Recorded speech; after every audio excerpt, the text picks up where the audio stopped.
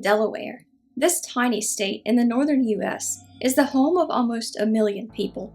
It was also the first of the original 13 colonies to ratify the Constitution in 1787, technically making it the first state.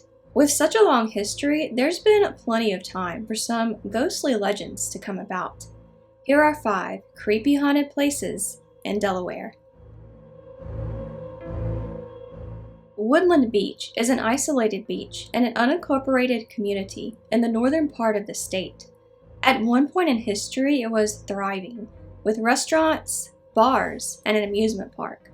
But a hurricane in 1878 wiped out all of that. Now the beach appears to be a great hidden location for vacationers who just want to get away from it for a while. But the beach might have also become a hangout for ghosts. Several shipwrecks still reportedly lay in the waters around the beach, wrecks that likely cost many sailors their lives. If you visit the beach on a foggy night, you just might see a ghost ship trying to make it into a port it'll never reach. But if you don't see ships, you might spot apparitions over the area of the beach that used to be the boardwalk. Rumor has it that these ghosts are waiting to board a ferry, a destination that, much like the ships in their ports, they'll never get to. Lums Pond was created in the early 1700s and is the state's largest freshwater pond. The nature area around it, located in the small town of Bear, was preserved for outdoor recreation in 1963. Stories of a murder in the woods around this park can be found all over the internet, though most sources can't seem to agree even on what century it happened in. But in most versions, the basics are the same. A young girl ran away from home, seeking refuge in the wilderness she loved, only to be brutally killed there by a still unknown assailant. Today, people visiting the park claim to experience all sorts of paranormal activity attributed to the girl's restless spirit. Witnesses have claimed to spot a woman in a white dress drifting between the trees. Sudden cold spots, disembodied voices, footsteps, and orbs have also been reported. People have claimed to hear a woman screaming the words "no" and "help," as if she's under attack. Hopefully this really is a ghost and not a real woman screaming for help. So, is this park haunted? Did a young girl really lose her life there at some point? Or are all the stories just a bunch of legends, made up to entertain campers? The park is open from 8 a.m. to sunset, 365 days a year, so pay them a visit and see for yourself. Since I started this channel in 2018, I've covered several haunted places that were supposedly home to ghosts who had died in fires. But I think this is the first time I've covered an actual fire station. The Christiana Fire Company is a volunteer fire department in the city of Christiana and one of the busiest fire companies in the state. The building, now known as Station 12, was built all the way back in 1928, so there is a good amount of history there. But there's surprisingly little information online about the 2 ghosts that supposedly haunt it. According to the stories, the station is haunted largely by an evil ghost.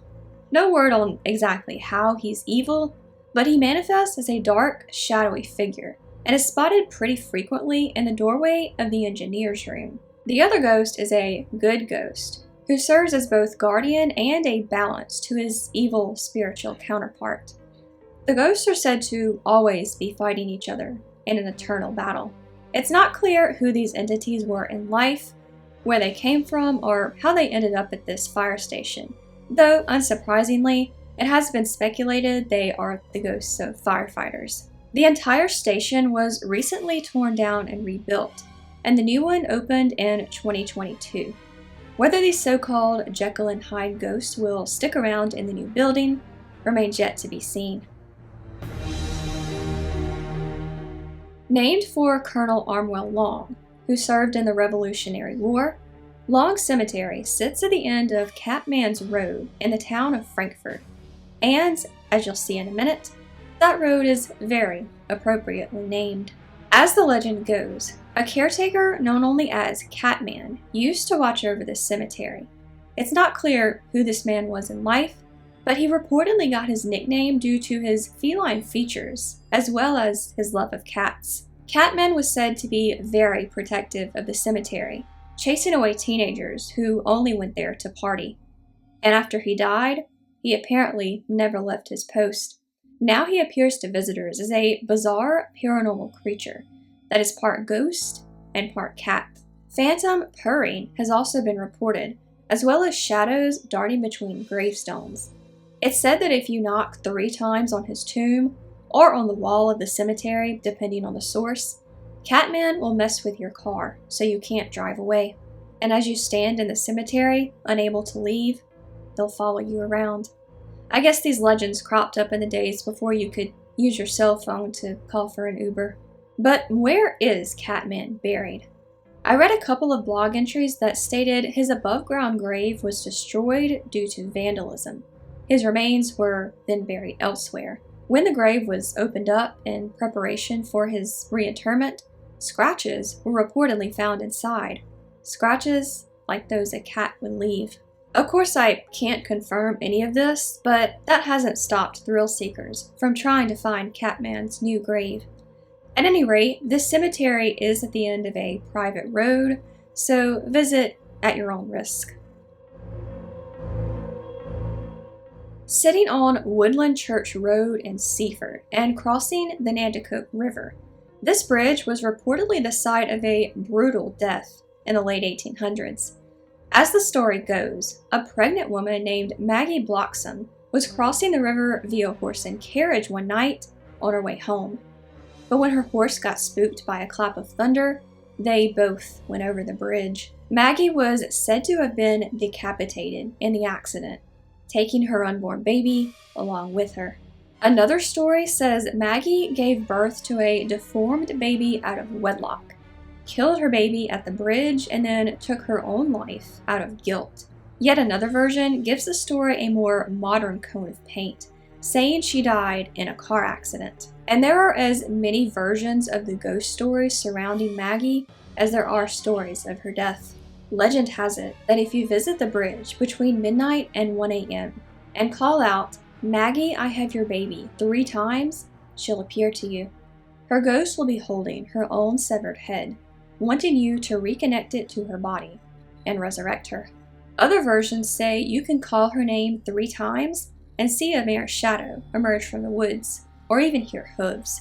Yet another story says calling her name will cause you to see flashing lights known as ghost pits. Other alleged paranormal activity includes crying and screaming from the woods, orbs, and car horns blowing by themselves. Some cars won't start or shift out of gear on the bridge, or even move after they've been turned off. Before we go, I want to mention a book that I found in my research that appears to be inspired by this legend. Maggie, I Have Your Baby, The Haunting of Maggie's Bridge. I'm an indie author myself, so I like to shout out other authors whenever I can. And if you enjoyed legends like this, then you might enjoy this book. Link in the description. So those are all the haunted places in Delaware I have for you today. Let me know in the comments if you've ever been to any of these places and experienced anything you believe may be supernatural. Thanks for watching, and have a creepy day.